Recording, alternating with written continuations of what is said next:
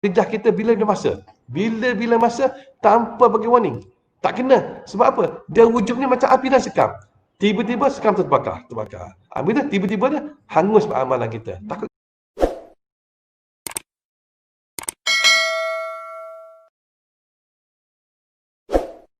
Assalamualaikum warahmatullahi wabarakatuh. Alhamdulillahirabbil wassalatu wassalamu ala asyrafil anbiya'i wal mursalin sayyidina Muhammadin wa ala alihi fi kulli hatin wa nafasin adama wasi'allah. Bismillahirrahmanirrahim. Allahumma inni uqaddim ilaika baina yadayi kulli nafasin wa lamhatin wa tarfatin ya'rifu biha ahlus samawati wa ahlul ard wa kulli syai'in wa fi 'ilmika ka'in aw qad kan uqaddimu ilaika baina yadayi zalika kullih. La ilaha illallah Muhammadur Rasulullah fi kulli lamhatin wa nafasin adada ma wasi'allah. La ilaha illallah Muhammadur Rasulullah fi kulli lamhatin wa nafasin adada ma wasi'allah. La ilaha illallah Muhammadur Rasulullah fi kulli lamhatin wa nafasin adada ma wasi'allah. La ilaha illallah wallahu akbar. La ilaha illallah wallahu akbar. La ilaha illallah wallahu akbar. La ilaha illallah wallahu akbar. Allahu akbar. Nahnul Muhammadina billahil hamd. Allahu akbar nahnul Muhammadina billahil hamd. Allahu akbar nahnul Muhammadina billahil hamd. Jadi alhamdulillah tuan-tuan yang kepada Allah Taala, syukur kepada Allah Taala. Kita dapat berjumpa di malam ni. Walaupun masa yang singkat, masa yang singkat kita dapat jumpa, tapi tuan-tuan semua walaupun kita masa yang singkat tapi kita gunakan masa ini di mana melekatkan berdoa pada kita dan semua, sebab kita berada satu majlis ilmu tu. Ilmu bukan ustaz nak mengajar, cuma ustaz nak kongsi-kongsikan dengan tuan-tuan semua satu sifat yang memang buruk tuan-tuan. Memang buruk tapi kita tak sedar kewujudannya. Kita tak sedar tentang kewujudan. Satu sifat yang memang Allah Ta'ala marah dan Nabi juga tuan semua menegur akan kalau kita mempunyai sifat-sifat gini, dan juga sifat-sifat tidak disukai oleh para sahabat-sahabat Nabi. Sahabat Nabi mohon berlindung kepada Allah Ta'ala akan terjebak dengan sifatnya. Jadi kita kalau boleh tuan semua, kita pun juga kita kena mohon pada Allah Ta'ala banyak agar sifat ni terhindar daripada merajai diri kita. Okey, apa itu sifat dan sifat? Itu ujub bukan wujud, ujub. Ada ujub ni semua, satu sifat ujub. Kalau kami kata Guru Haji Osman Omar dia kata sifat riak adalah sifat batin tapi zahir lagi kata. Mengikut Tuan Guru Haji Osman Omar Kulaibai dia kata sifat riak adalah satu sifat batin tetapi dia ni masih zahir lagi. Kenapa dia kata zahir? Sebab kita nampak perbuatan dia tu. Contohlah orang tu pakai baju, pakai sorban, pakai ridak, dan pakai jubah cantik, berjalan dengan angkuh. Kita nampak keangkuhan dia. Kita nampak dia punya kesombongan dia, kita nampak. Itu riak. Kita nampak perbuatan dia semua ada dengan cara dia cakap, dengan cara kita nampak riak dia berlaku pada diri dia. Jadi riak ni kita nampak walaupun dia penyakit batin, tapi Tuan Guru Haji Osman Omar dia kata kita boleh nampak dia. Tetapi tuan semua yang takut ialah ujub. Ujub ni tuan-tuan, okey. Satu Tuan Guru Haji Osman kata satu penyakit hati, penyakit rohani, penyakit batin lagi dalam lagi itu kita payah. Sebab apa? Kita nak kenal dia, nak kenal sebab kebanyakan semua ada. Orang alim ada, orang jahil ada, orang miskin ada, orang kaya ada, orang besar ada, orang kecil ada. Tambah-tambah kali orang yang mempunyai kelebihan tu memang dia ada. Bagi orang yang kekurangan mungkin kita tak ada. Tetapi kebanyakan penyakit ni akan datang kepada mereka yang ada kelebihan. Pandai, cerdik, kaya, berpangkat, disanjungi, macam dia akan ada. Okey, kalau sini kita tahu dalam tulisan dalam tulisan ni mengatakan, okey, dia kata ujub lain, riak lain. Ujub lain, riak lain. Memang Ustaz dah beritahu tadi, riak lain. Riak adalah satu penyakit batin tetapi zahir. Kita nampak. Dia kata kadang-kadang riak ni dapat dielak. Kita boleh elak. Tak mahu. Jadi kita boleh elak daripada berlakunya riak. Kita boleh tahu. Tapi ujub ni tuan semua, Masya Allah, ujub ni takut. Kita kena takut sebab ujub ni seperti api dalam sekam. Tuan-tuan tahu sekam kan? Sekam ni, api dalam sekam ni kita. Tuan-tuan tengok sekam tu cantik. Tapi ada satu itu api je. Satu biji Biji beras pun dah cukup dah. Api tu boleh membakar semua. Semua sekam yang berada dia sebagai macam gunung dia boleh membakar. Inilah kadang-kadang perbuatan ujub kita takut gitu dah semua. Okey, contoh ni atas. Contoh ujub. Contoh ujub ni tuan semua. Okey, kita sembahyang tahajud. Kita sembahyang tahajud seorang-seorang. Diam-diam kita bangun sembahyang tahajud. Kita bangun sembahyang tahajud. Kan isteri kita tidur, anak kita tidur, cucu kita tidur, semua kita tidur. Kita sembahyang. Kita sembahyang seorang-seorang, kita seorang dia. Kita tak ira pun, kita tak kata pada isteri kita tak kata pada anak kita tak kata pada cucu kita tak kata kan, kita tak kata pada mak kita, ayah kita tak kata. Tapi kita sembahyang, tengok aku sembahyang. Dia kata apa dia? Dalam ni dalam tulisan ni, dalam tulisan kata dah. Tak ada siapa, kita sembahyang tak ada orang tahu pun. Kita padam lampu, kita sembahyang, kita pakai minyak wangi cantik, apa kita cantik, memang cantik. Nampak memang ikhlas memang ikhlas. Tetapi apa yang dikatakan? Tetapi dalam hati berkata-kata, hebat aku ni. Hebat aku ni, Allah, hebat aku ni, bangun setiap malam, bangun setiap malam. Setiap malam boleh bangun. Dia pukul 2:30 terpacak bangun. Dia datang, terpacak bangun. Orang lain semua tidur. Anak murid aku tidur. Tok guru aku tidur. Aku bangun. Dia datang. Siapa yang boleh lawan? Siapa yang boleh lawan? Dalam hati berkata-kata, hebat aku ni. Bangun setiap malam, tak pernah miss solat tahajud. Orang lain tidur, tak pernah miss sembahyang sunat taubat, tak pernah miss sembahyang sunat hajat, tak pernah miss sembahyang sunat lain dan semua tak pernah miss. Dan zikir malam tak pernah miss, Quran tak pernah miss, kita punya istighfar tak pernah miss. Dan kita berkata-kata nanti itulah ujub dan semua. Ini dah takut. Penyakit ujub ni adalah penyakit hati yang paling tersembunyi. Yang kalau ikut Tuan Guru Haji Osman kata macam tadi kita ada. Penyakit batin lagi batin. Penyakit batin lagi batin, kita tak nampak. Tersembunyi. Ni kadang-kadang kita pakai jubah, Kita pakai jubah mungkin biasa. Kita kalau ustaz dia pakai jubah tapi macam biasalah. Memang dia ustaz dia pakai jubah. Tapi di sebalik itu semua, kita tak tahu. Kita tak tahu dah semua. Kalau yang riak kita nampak, kita selfie, cara kita cakap, cara kita macam-macam lah kita boleh katakan. Tapi kalau ujub ni tak ada seorang pun tak tahu. Tak ada seorang pun tahu tu semua. Seorang takkan tahu akan penyakit ujub sebabnya dia adalah permainan hati dalam batin kita ni. Ini takut. Okey. Perasaan ujub ni boleh datang pada bila masa lah. Dia boleh datang, dia terjah kita bila masa. Dia tak kira siapa kau. Aku tak kira kau siapa, aku terjah masuk, memang kau kena. Tu ujub ni. Ujub. Ni ujub ni. Apa dia? Orang yang rajin beribadat merasa kagum dengan ibadatnya. Orang yang banyak ibadat merasa kagum dengan ibadatnya. Ini rasa kagum. Ini ujub ni kagum. Kita kagum diri kita sendiri. Yang kedua, orang yang berilmu kagum dengan ilmunya. Banyak pergi belajar, pergi talaki sana, talaki sini, online sana, online sini.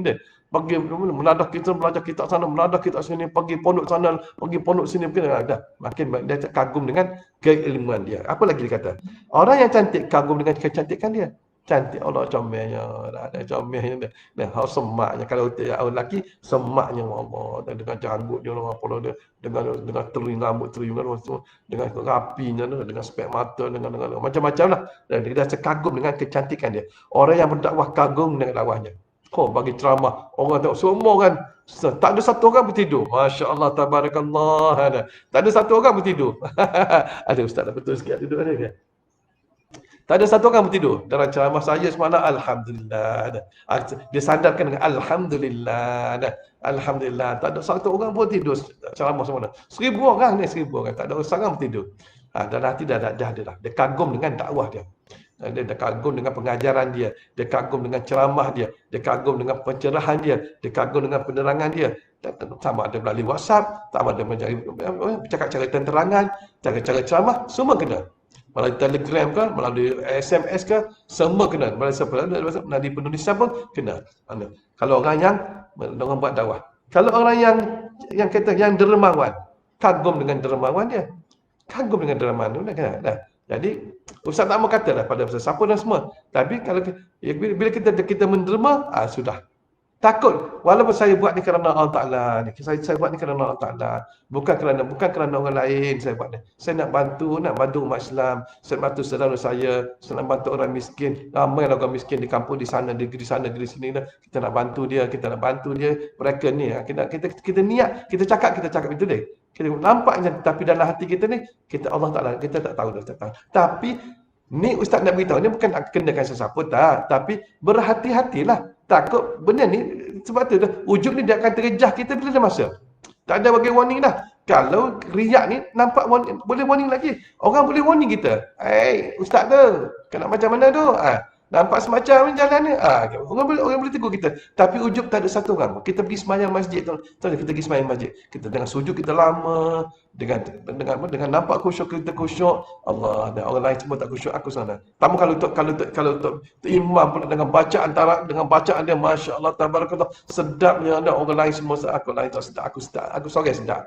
Ni berlaku dia. Dia kata ujub-ujub ni terkejah. Dia terkejah dah. Orang alim, orang pandai, orang yang ada kelebihan dia akan terkejah. Orang tak ada kelebihan tak terkejah. Orang tak ada kelebihan dia tak akan terkejah. Sebab tak ada benda yang dia nak kagumkan orang yang tak ada kelebihan. Siapa lagi tuan semua? Apa lagi? Okey, ni Sufyan Sauri.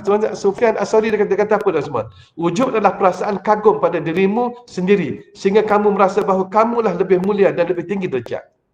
Ni ujub ni. Kita rasa kita kagum dengan diri kita kata kita dah mulia. Dengan pakai ridak kita, dengan pakai jubah kita, dengan tanda kat kalau kita kalau ada tanda kat dahi kita, Allah. Ni kita takut dah semua. Kita takut dah. Benda-benda ni kita takut dah semua. Ya lah, ustaz tak kata yang orang ada tanda dahi tu riak. Ada orang kata terang-terang. Ada ustaz tak setuju kan? Kadang-kadang kata ada tanda dahi tu, riak tu, tanda dia riak. Jangan kata gitu dan semua. Kita tak tahu hati dia. Cuma ustaz ni berpesan untuk diri ustaz dan diri anda semua.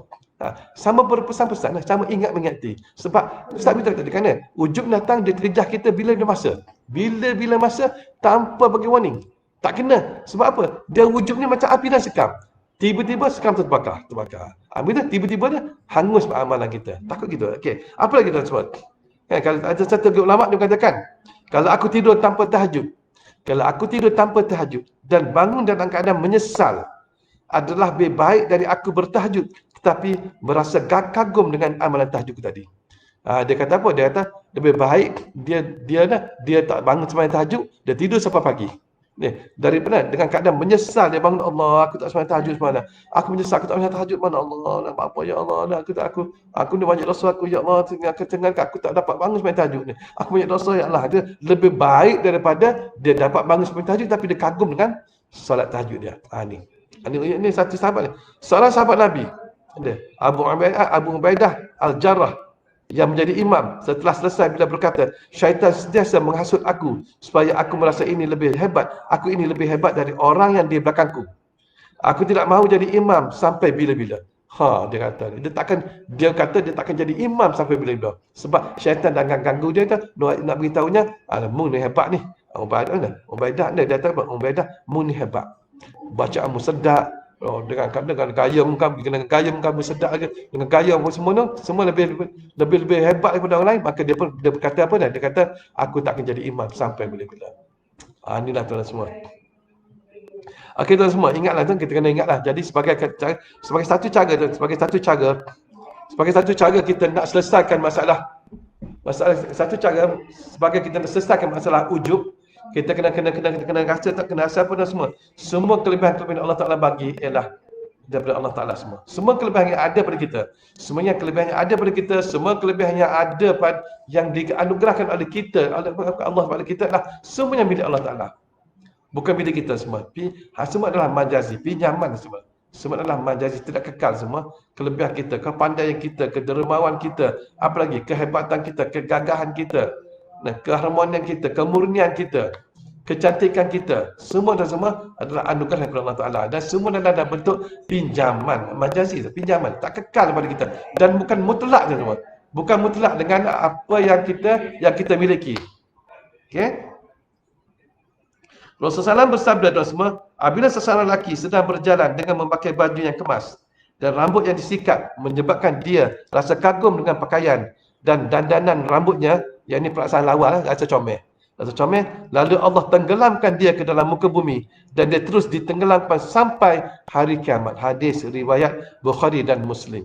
Ini nak beritahu, kalau orang itu berjalan dengan dia rasa comel, dia rasa lawa dan semua, dia rasa tampan, dia rasa hebat, maka Allah akan sembamkan muka. Kalau Kelantan kata sembamkan muka dia dalam muka bumi, tenggelam, sembam dan tenggelam dalam muka bumi, dan dia akan terus tenggelam sehingga sampai hari kiamat. Ada 3 hal yang dapat membinasakan diri seseorang itu kedekut. Kedekut. Kedekut dan semua. Ada 3 hal yang dapat membinasakan diri seseorang itu. Pertama, kedekut. Yang kedua, kedekut yang ditaati. Kita taat dengan kedekut kita. Oh itu, tak boleh. Orang bagi minta derma kita tak bagi, minta sedekah kita tak bagi kedekut. Nak bagi minta derma untuk masjid pun kita tak bagi dah semua. Ada kedekut apa ya? Orang kedekut dah yang ditaati. Kita taat tentang kedekut kita ni. Kita sangat kedekut. Orang Kelantan kata lah ni, orang Kelantan kata ni. Oh dah ni. Kopi kalau kata kopi. Orang Kelantan dia semua kalau sebut kedekut dia tak teruk sangat. Kalau sebut kopi ni kedekut double kedekut kedekut double kedekut. Kalau sebut mu ni kopi ni, mu ni kedekut, kalau kata mu ni kedekut. Tak kuat lagi dah semua. Orang tak marah lagi. Tak apa kata mu ni kopi. Memang orang marah semua. Kopi ni kedekut campur kedekut. 3 kali kedekut atau 2 kali kedekut. Kopi ni. Dan yang ditaati, kedekut yang ditaati. Yang kedua, hawa nafsu yang diikuti. Ikut hawa nafsu. Nak makan tu, nak makan ni, nak beli tu, nak jadi ni, nak macam-macam. Ikut hawa nafsu. Yang ketiga ialah ujub, yang ni rasa kagum dengan diri sendiri. 3 perkara yang dapat membinasakan diri kita. Ni hadis riwayat Al-Bazar dan Al-Baihaqi dan semua. Jadi Imam Nawawi rahimahullah berkata dan semua, ketahuilah bahawa keikhlasan niat terkadang dihalangi oleh penyakit ujub. Kita rasa kita ikhlas dan semua, tapi dihalangi oleh penyakit ujub. Sesiapa ujub dengan amal sendiri, maka akan terhapus amalannya. Ni kita takut dan semua Allah. Kita takut dan semua kita takut ni. Ketahuilah, Imam Nawawi kata ni, ketahuilah bahawa keikhlasan niat terkadang kita rasa kita ikhlas dah, kita rasa ikhlas dah, tapi yang dihalangi oleh penyakit ujub. Ujub ni. Sesiapa ujub dengan amalannya, maka akan terhapus segala amalannya. Ni kita takut ni. Yang ustaz takut, kita takut dan semua. Besok kita mati besok. Kita pergi haji. Mungkin kita pergi haji 5 kali dah kita haji. Sepanjang hidup kita 5 kali kita pergi haji. Kita orang duit ada kan, kita orang duit ada. Dan umrah kita tak tahu kita pergi. Umrah tiap tahun kita pergi. Satu hari tuan semua. Satu hari bila kita meninggal dunia di akhirat besok, kita bila dipaparkan segala amal kita, mana haji aku? Mana umrah aku? Mana kita kata, mana sedekah aku? Mana macam-macam lah semua. Mana semua tak ada, kosong. Sebab apa? Sebab kerana terbakar oleh ujub dan semua. Jadi tuan semua, hanya tanpa sifat ujub barulah timbulnya 100% sifat ikhlas. Ikhlas. Ni kalau ikut kalau ikut tuan guru Haji Omar, dia kata ni nak buangkan sifat ujub ni, dia ada zikir dah. Dia ada zikir dah semua. Okey.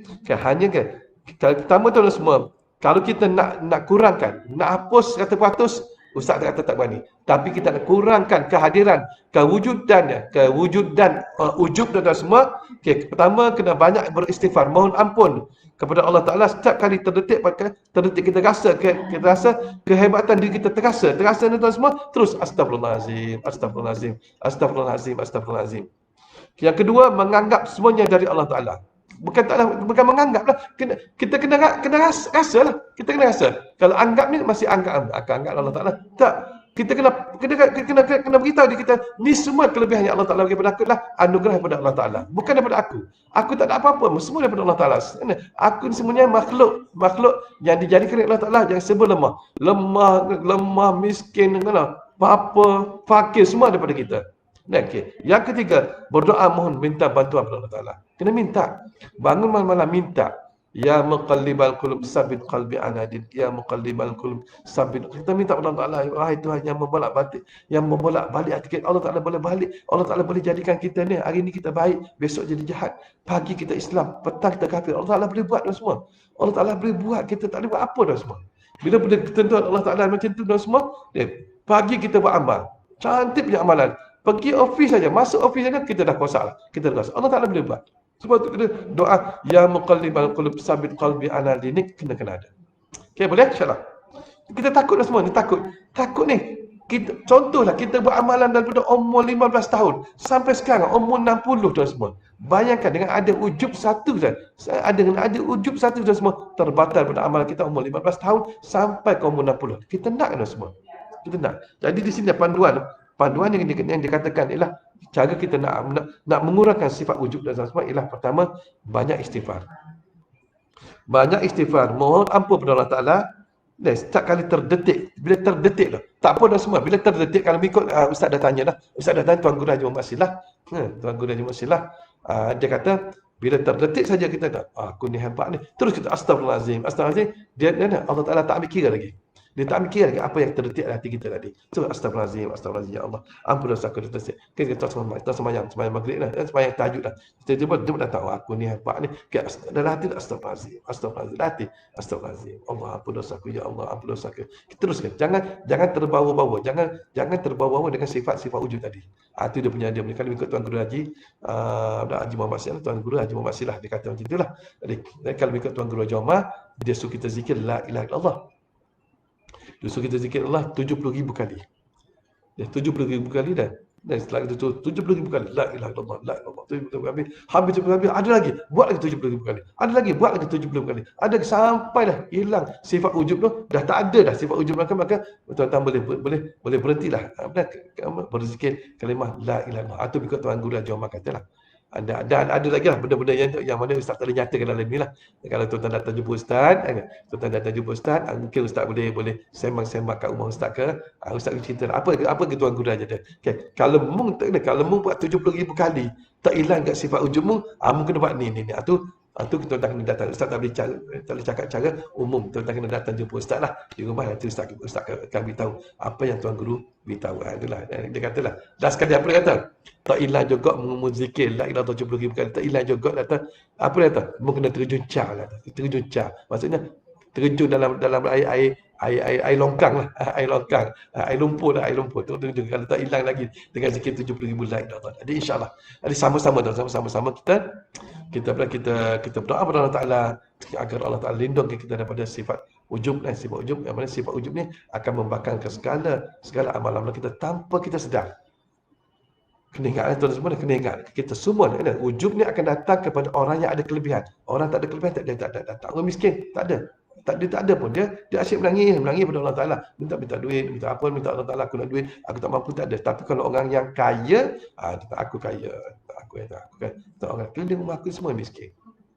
Aku hari-hari aku bagi duit pada. Ni Ustaz jumpa kawan Ustaz seorang. Apa dia kata? Aku ni hari-hari supaya kaya. Dia orang kaya. Dia punya aset di Amerika tu semua banyak aset di Amerika. Dia kata apa? Aku ni Ray, kita satu kelas, satu asrama. Aku ni hari-hari aku supaya kaya. Hari-hari aku supaya kaya. Pagi buka pintu pagi tu ada orang minta duit lah. Aku bagi. Dia cakap. Wallahualam. Ustaz tak ada kata dia ni ujub, Ustaz tak kata dia riak, tak ada kata tu serah pada Allah Ta'ala. Tapi kalau Ustaz, jangan kata macam tu lah. Kita diam sajalah. Kalau kita bagi. Tangan kanan memberi, jangan tangan kiri pun tahu. Tangan kanan memberi, jangan tangan kiri tahu. InsyaAllah. Okey, itu saja tuan semua. Okey, dan pesanan Ustaz untuk diri Ustaz dan untuk anda semua. Jadi insyaAllah. Assalamualaikum warahmatullahi wabarakatuh. Kita doa sikit. Bismillahirrahmanirrahim. Alhamdulillahirabbil alamin wassalatu wassalamu ala asyrafil anbiya'i wal mursalin sayyidina Muhammadin wa ala alihi fi kulli hatin wa nafasin adada masallah. Ya amanal khaifin aminna mimma nakhaf, ya amanal khaifin salimna mimma nakhaf, ya amanal khaifin najjina mimma nakhaf, rabbishmina min kulli da' wa afina minal bala, rabbishmina min kulli da' wa afina minal bala, rabbishmina min kulli da' wa afina minal bala. Wa sallallahu ala sayyidina Muhammadin wa ala alihi fi kulli hatin wa nafasin adada ma wasi'allah walhamdulillahi rabbil alamin. Taqabbalallahu minkum minna wa minkum taqabbal. Kita jumpa lagi.